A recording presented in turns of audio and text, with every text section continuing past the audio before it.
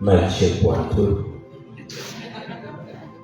The Right Honourable Leader of our Parliamentary Front, Honourable Members of Parliament, distinguished guests, ladies and gentlemen, allow me also add my voice to send heartfelt condolences to friends, families and comrades of Sarah Epelu, and I continue to pray that the Almighty rests her gentle soul in eternal peace.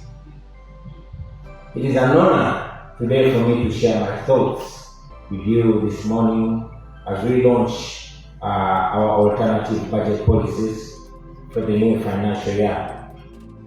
The theme for today is a reflection of our vision for a new Uganda, a Uganda whose resources are exploited for the benefit of the citizens and not for the benefit of a select few individuals.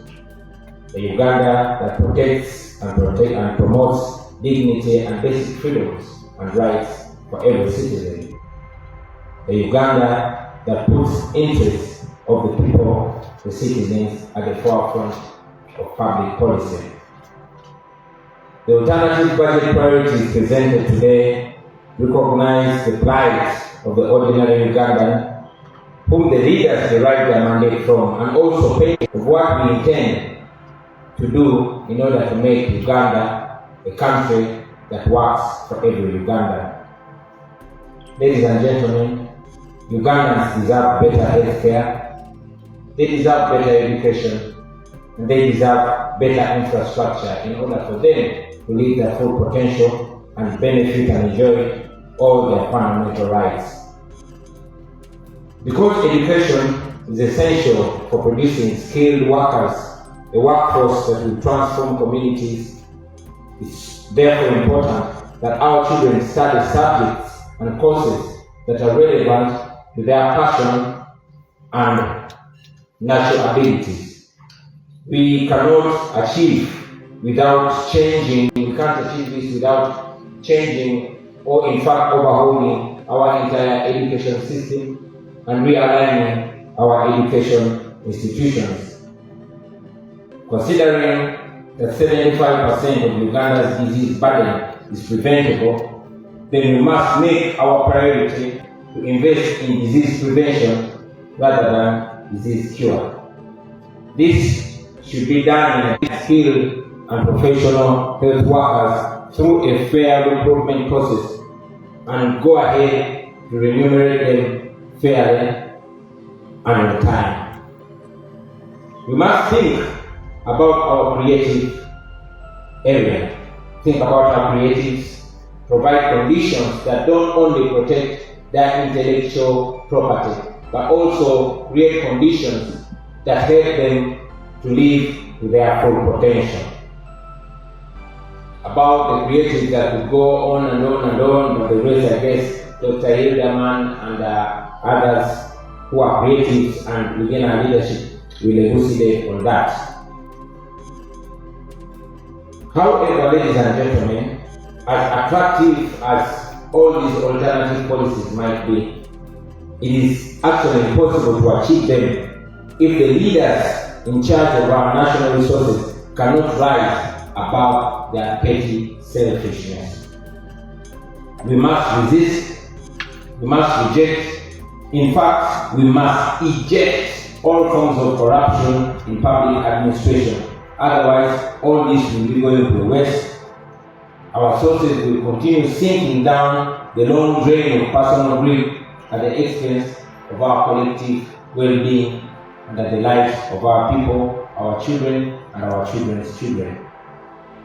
As a national unity platform, we shall continue to take decisive action in that regard.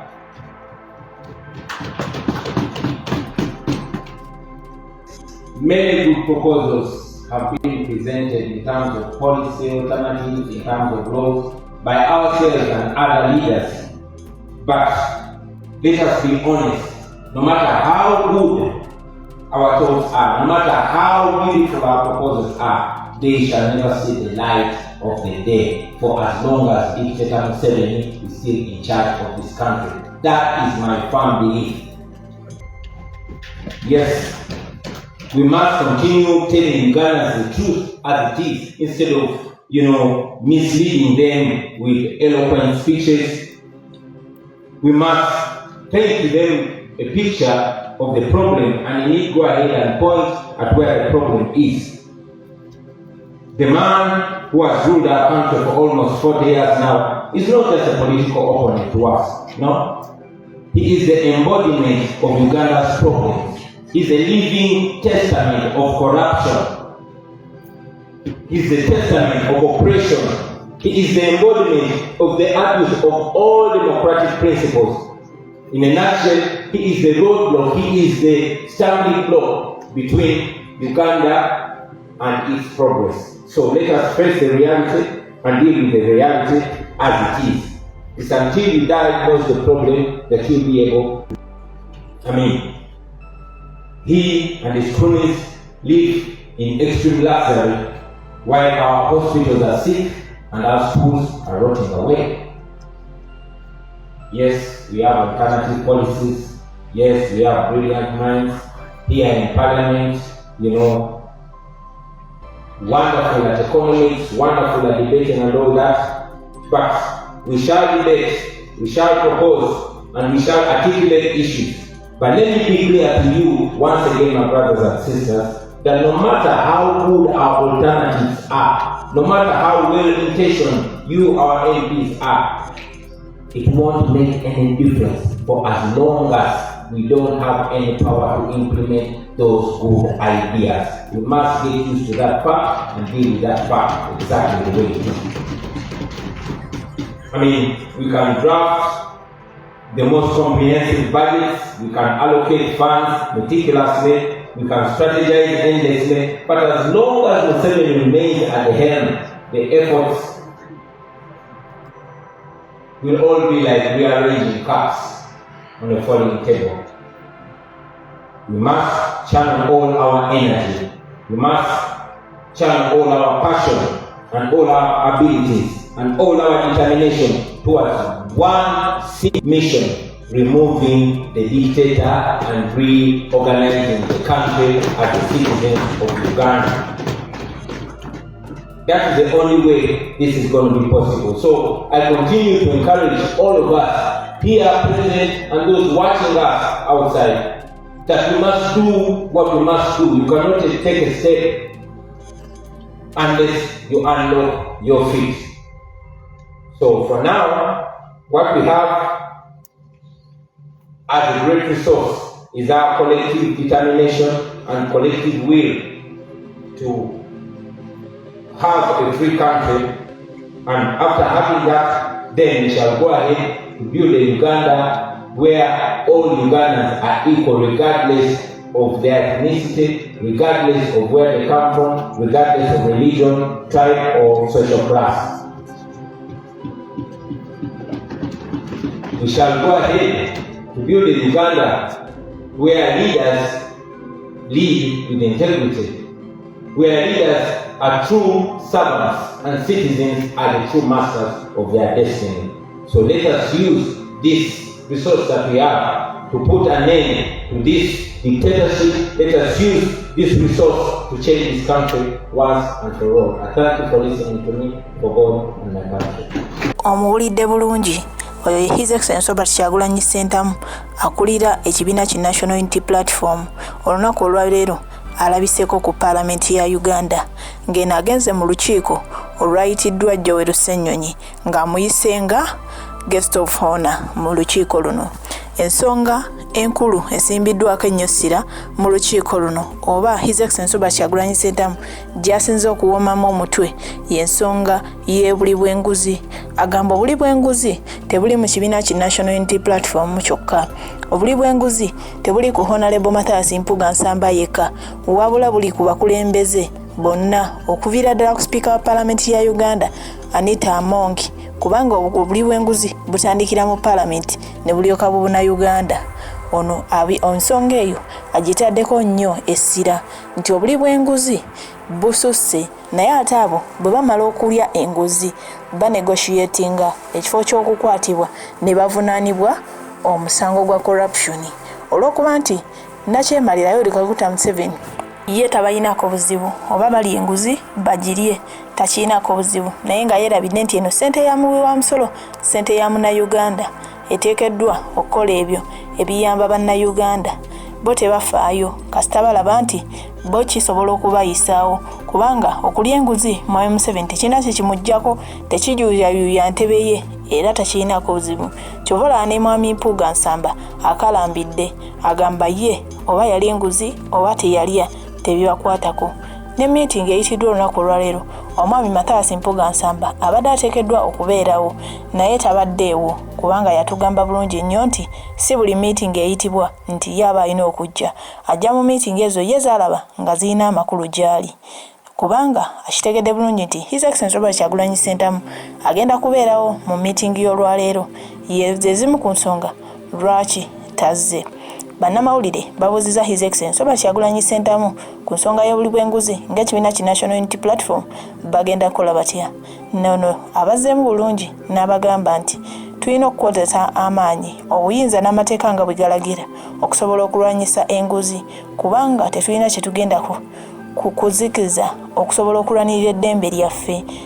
Ne bamubuuza ku musango ogenda maaso mu Parliament ogwa Balamu okuva n'agamba agenda kuyamba abaana ba National Unity Platform okusobola okuteebwa n'agamba abaana bali mu makomera eddembe lyabwe tebalina exchanginga na kwewaayiriza oba musango baba balina omusango babavunaane basibwe naye babasiba lwa byabufuzi so ogwo si musango kubanga tuli mu nsi erina democracy bwe banga erina democracy balina kuteebwa kubanga tebalina musango. Emyaka 3 gye bamaze mu komera lwaki bagamba nti ab'obusango obutono bagenda kuteebwa ate nga tewaliwo musango omutono na munene mu maaso g'amateeka. Emisango gyonna giba misango buli musango guvunaanwa era n'okola ekibonerezo kyo nga bwe kiteekeddwa okubeera. Obukyasensanyizemu ku bitongole bya gavumenti saako n'ababaka ba palamenti saako n'abakulembeze ab'enjawulo so pulezidenti bw'ati abaadvisinze n'abasaba okulaba nti buli kimu kitambula bulungi. Tukirize. The Lord will see off the president, but as we continue,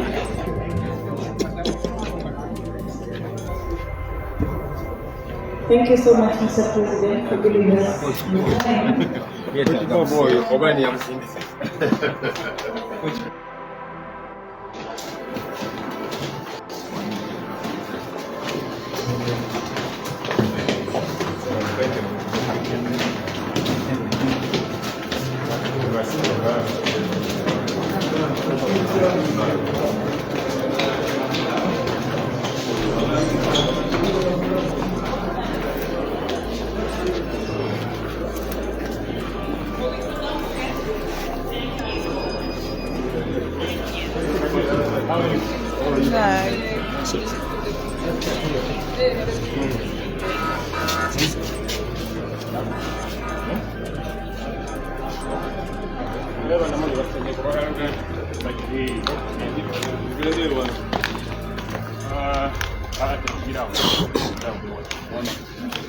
Musa, kulia. Wakomawe. Uganda. How are you doing,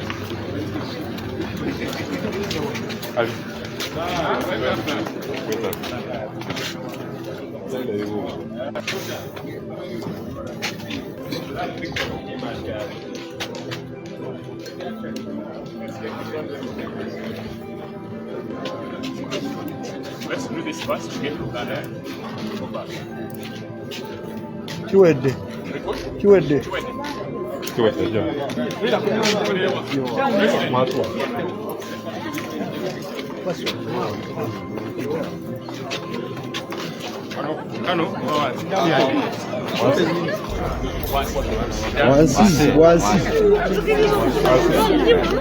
I think the space is enough. We can. Let's just arrange out.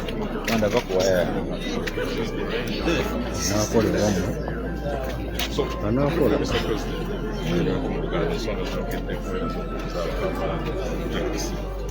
President, okusooka nebaziza liida waffe watimu yaffe ya paliamenti Senyonyi ne ttiimu yonna gyakoze nayo okufulumya budget yaffe eno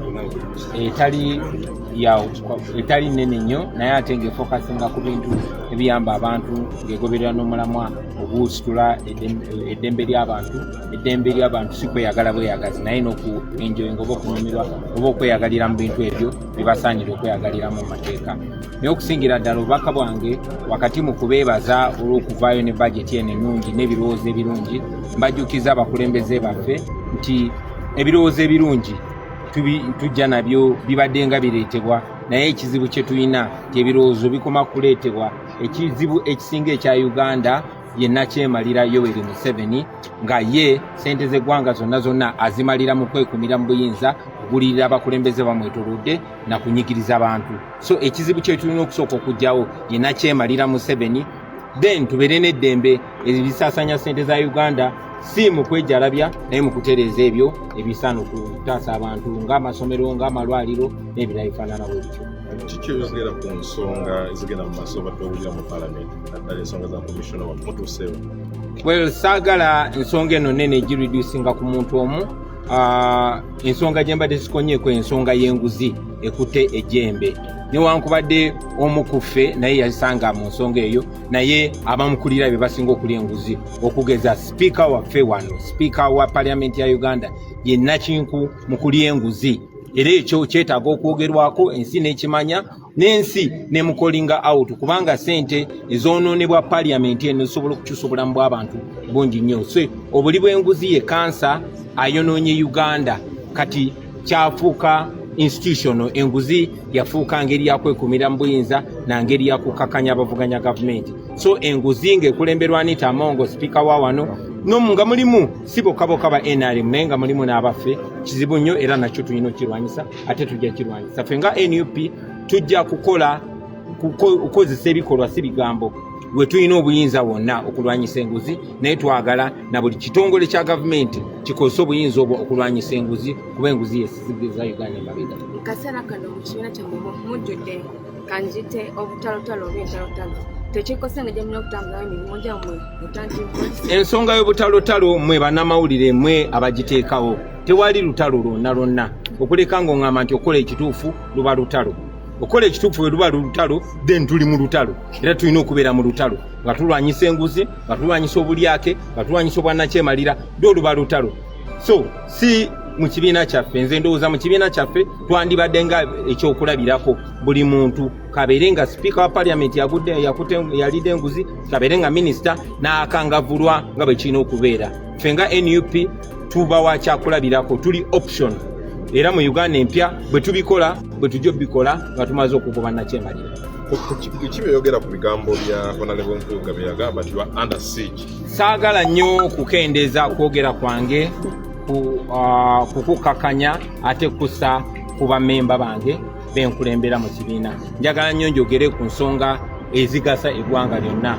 Kati bajeti eno si ya NUP yokka, wabula reflectinga ekifaananyi kya opposition yonna. So saagala ensonga za NUP ate nziyingize mu bibiina ebirala. Njagala njogere ku kintu ekigasa eggwanga lyonna, si kibiina kyokka nga NUP. Webale nnyo abalina endowooza nti wanegotiative kyanaku nnyo okubeera mu nsi nga tulowooza nti bwabaawo obumenyi bw'amateeka olina kuteesa n'amenya amateeka. Bwabaawo obumenyi bw'amateeka nga waliwo evidence oba obujulizi obumulumika, then amateeka gakole. Bwe mugamba nti omuntu bw'aba amenya etteeka bateesaganye naye, then tugyewo amateeka bibeere byakuteesaganya. Baganda baffe abaasibwa mu makomera tebalina musango, n'olw'ensonga eyo balina okuyimbulwa embagirawo awatali kakwakulizo kuba tebalina musango. Bwe baba balina omusango baleetebwe mu kooti bavunaanibwe, omusango gubake mu vi oba bagusinge bejjerere. So si kuteesaganya nabo. Eyo enkola ya kiyekera tetukkiriziganya nayo, tukkiriziganya mu nfuga ey'amateeka, era bwe tunatwala obuyinza y'enfuga gye tujja okutambulira.